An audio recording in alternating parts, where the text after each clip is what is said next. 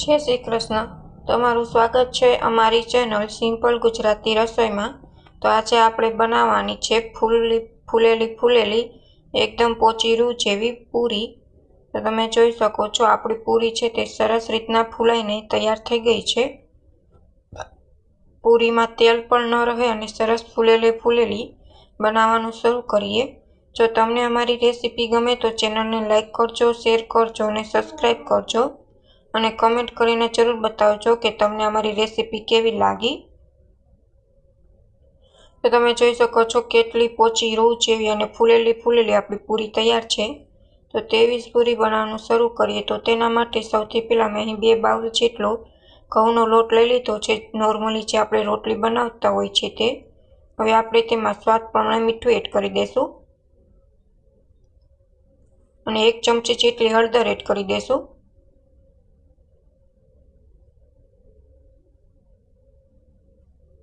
હવે આપણે પૂરી છે તે સરસ પોચી રૂ જેવી અને ફૂલેલી બને તેના માટે આપણે મોણ એડ કરશું. 2 મોટી ચમચી જેટલું આપણે મોણ એડ કરી દઈશું. તેલ એડ કરવાથી પૂરી છે તે સરસ બને છે, પણ વધુ પડતું તેલ એડ નહીં કરવાનું, નકર તમારી પૂરીમાં છે તે તેલ ચડી જશે.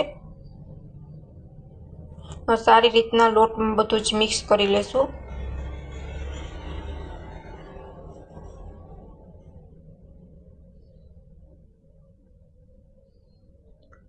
તમે જોઈ શકો છો આવો લોટ મુઠ્ઠીમાં આવી જાય ત્યાં સુધી મેં મોણ એડ કર્યું છે. હવે થોડું પાણી એડ કરીને આપણે લોટ બાંધી લેશું. લોટ બહુ કઠણ નહીં અને ઢીલો નહીં તેવો આપણે મીડિયમ બાંધી લેશું.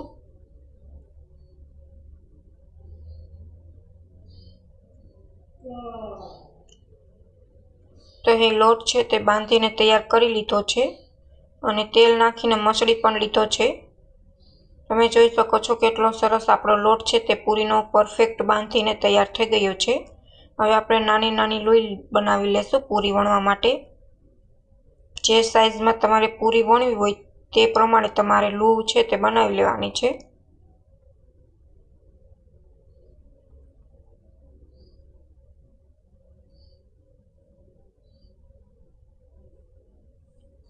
બધા જ મેં અહીં લોઈ છે તે તૈયાર કરી લીધા છે. હવે આપણે પૂરી વણી લેશું.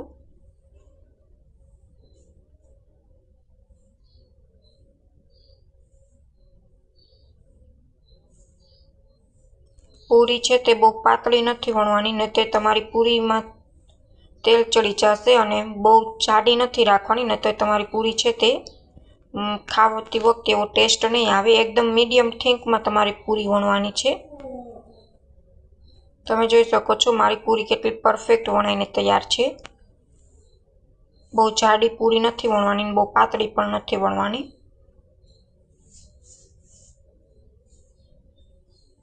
વણતી વખતે જો ચોટે તો તેલ અથવા લોટ લઈને વણી લેવાની છે. પણ મેં લોટ પરફેક્ટ છે એટલે ચોટતી નથી, સરસ રીતના વણાઈ જાય છે. અહીં મેં બધી જ પૂરી છે તે વણીને તૈયાર કરી લીધી છે. તેલ પણ ગરમ થઈ ગયું છે સાઈડ પર ગેસ ઉપર. હવે તેમાં બે પૂરી કરીને આપણે તળી લેશું.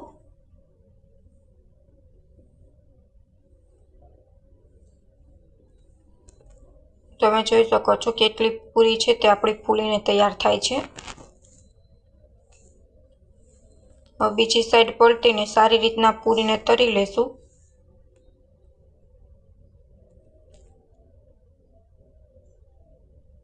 તો આપણી પૂરી છે તે બધી જ આવી રીતના તળી લેશું. ગેસની ફ્લેમ તમારે લો રાખવાની છે જેથી પૂરી સરસ રીતના તળાઈ જાય, અને એકદમ ધીમી આંચ નથી રાખવાની, ને તો તમારી પૂરીમાં તેલ ચડી જશે. ગેસની ફ્લેમ તો તમારે મીડિયમ ટુ હાઈ જ રાખવાની છે.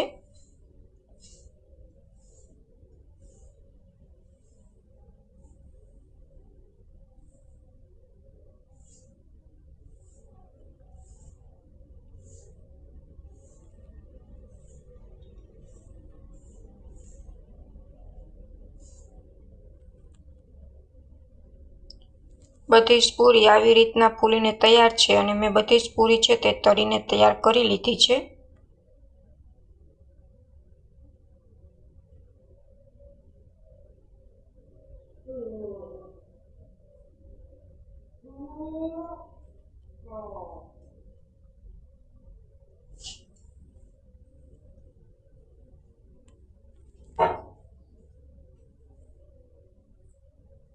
તો તમે જોઈ શકો છો પૂરી છે તે આપણી તૈયાર છે।